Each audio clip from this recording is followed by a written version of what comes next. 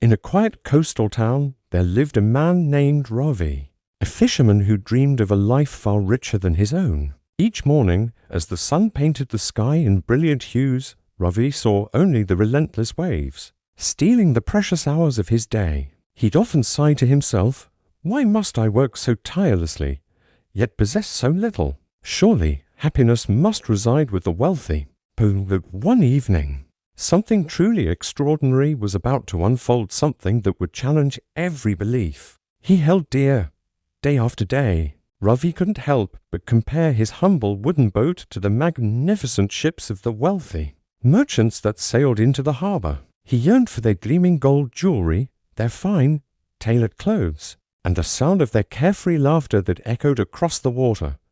One moonlit night, as he sat by the shore, lost in his thoughts, he whispered to the sea, "If only I could trade this endless struggle for wealth, I would give absolutely anything." From the dark, churning waves, a deep, resonant voice echoed back, "Anything, Ravi?" He froze, his heart pounding in his chest. Before him, a tall, shadowy figure materialized, neither man nor spirit, but something in between. The voice spoke with a chilling calm. "I can grant you the endless wealth and comfort you desire, in exchange for your shadow." Without a moment's hesitation, overcome by his desire, Ravi agreed to the strange bargain.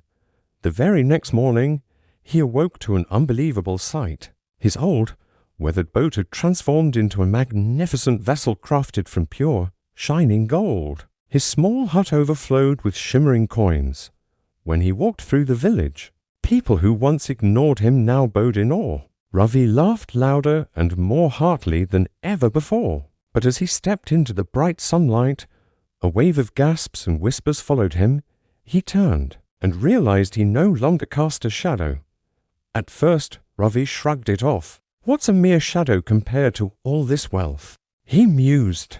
But soon, a subtle, unsettling change began to creep into his new life. Children, who once played freely around him, now avoided his gaze and ran away. Animals would scurry away in fear as he approached. Even the warm, familiar sunlight seemed to feel colder on his skin, devoid of the dark companion that once danced at his feet.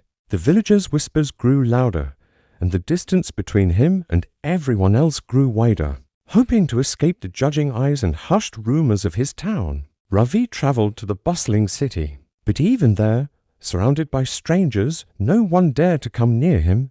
The story of the shadowless man had spread, and people believed he had no soul. His vast fortune could buy him the finest foods, the most luxurious clothes, and the grandest of homes, but it couldn't buy him a single friend, a moment of connection, or a shred of inner peace. One evening, as he watched the brilliant sunset from his balcony, he saw only a stark, lonely emptiness where his shadow should have been. A single tear traced a path down his cheek.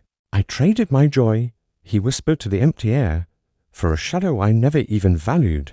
Just then, he heard the same deep, mysterious voice from the sea. "You have learned the truth, Ravi. Do you wish to take back your shadow?" He nodded desperately, tears streaming down his face, ready to give up everything. The voice whispered on the wind, "Then give up what you gained and live with gratitude once more." The next morning, Ravi awoke not in a lavish bed, but on his familiar straw mat in his small wooden hut.